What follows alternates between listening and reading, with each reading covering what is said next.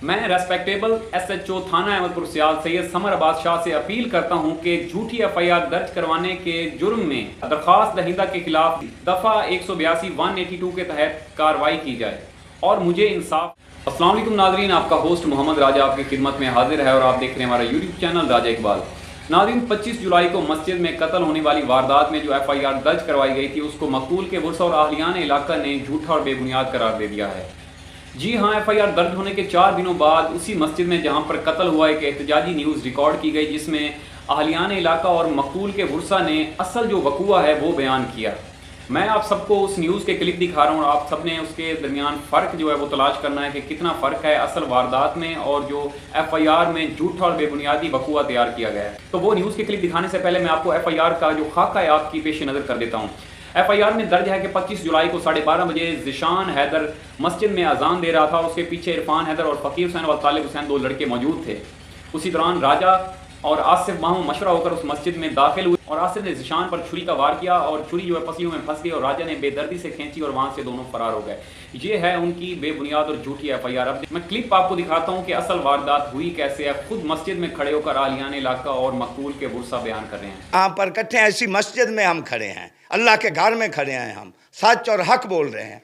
नमाज पढ़ रहा था, कहा यह जा रहा है कि उसके साथ एक छोटा सा बच्चा भी बैठ खड़ा होकर नमाज पढ़ रहा था। जब वो सजदे में गया तो उसे छुरी मारी गई। वो बच्चा खौफ से भाग गया।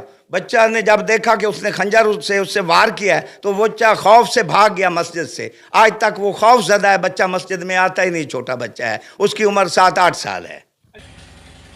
तो देखा नाज़रीन, एफआईआर में मौजूद पहला झूठ सामने आ गया। अहलियान इलाका मस्जिद में खड़े होकर कह रहे हैं कि मुअज्जिन के पीछे एक 7-8 साल का बच्चा मौजूद था जिसके सामने ये कत्ल की वारदात हुई और वो बच्चा खौफजदा हो गया और उसने मस्जिद में आना छोड़ दिया। और एफआईआर में देखें तो उसमें दर्ज है कि मुअज्जिन के पीछे इरफान हैदर और फ़कीर हुसैन व तालिब हुसैन मौजूद थे। इस एहतजाजी इंटरव्यू में मकतूल के वर्सा भी साथ खड़े हैं। वो कह सकते थे कि नहीं, बच्चा मौजूद नहीं था, हमारे 2 लड़के मौजूद थे, इरफान हैदर और फ़कीर हुसैन व तालिब हुसैन मौजूद थे। एक बेजुर्म को इस वारदात में मुलविस करने के लिए इस बच्चे का जिक्र उन्होंने एफआईआर में नहीं किया और वो लड़के जो माह रमज़ान में भी मस्जिद में नमाज पढ़ने के लिए नहीं जाते उन्हें एफआईआर में मस्जिद में नमाज की तैयारी के लिए खड़ा कर दिया गया। अफसोस। अब दूसरा झूठ देखते हैं एफआईआर का। एक अजान देते हुए शख्स को और नमाज पढ़ रहा था, सजदा कर रहा था, उस आसिफ नाम के लड़के ने आकर उसको खंजर से कत्ल कर दिया। कहा तूने मेरी नींद हराम की हुई अजान देता है तू यहाँ पर। वो एक वैशी दरिंदा है आसिफ, उसको कड़ी से कड़ी सज़ा दी जाए।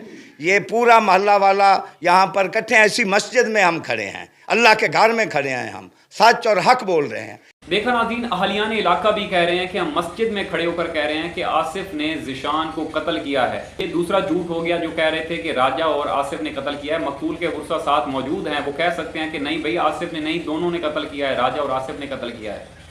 अब उसी की ज़बानी सुन लें अदनान की जिसने एफआईआर दर्ज करवाई, वो क्या कह रहा है। अफसोसनाक वाक़यात पेश ना हो सके। उसका भाई भी हमारे साथ मौजूद है जिसका भाई को कत्ल किया गया। आप क्या कहेंगे, आपने जो आपके भाई को कत्ल किया गया? सर बहुत बड़ी बात है। छोटा सा मेरा भाई था, जवान था, वो मेरा बाजू था आया। मुझे बहुत अफसोस है, मेरा भाई मुझे छोड़ कर चला गया है।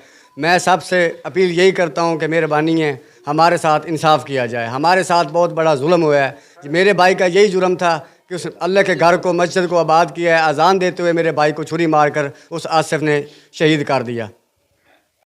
एफआईआर का बेड़ा तो गर्क हो गया। अदनान जिसने खुद एफआईआर दर्ज करवाई है वो कह रहा है कि आसिफ आया और उसने मेरे भाई को कत्ल किया, उसने छुरी का वार किया। ये भी तो कह सकता था कि आसिफ और राजा आए और दोनों ने कत्ल किया।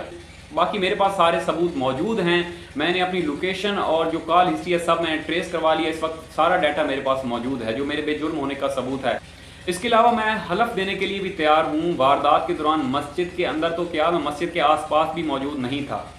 इन सब बातों से साबित होता है कि एफआईआर झूठी और बेबुनियादी है, जो कि हमारे मोहल्ले के कुछ शैतान लोगों ने उनको इस बात का मशवरा दिया कि इस राजा को इस कत्ल में मुलविस करो। बाकी मैं कोई जाहिल या अनपढ़ नहीं हूँ, मैं कानून अच्छी तरह से जानता हूँ। जिनको कानून का नहीं पता होता उन पर झूठी एफआईआर हो जाए तो वो क्या करते हैं, नंबर बंद किया और फरार हो गए, उल्टा वो मुजरिम बन जाते हैं। जब से ये वाक़या हुआ उस दिन से लेकर अब तक मैंने अपना पर्सनल नंबर भी बंद नहीं किया। मेरा नंबर इस वक्त भी ऑन है क्योंकि मुझे कानून का पता है।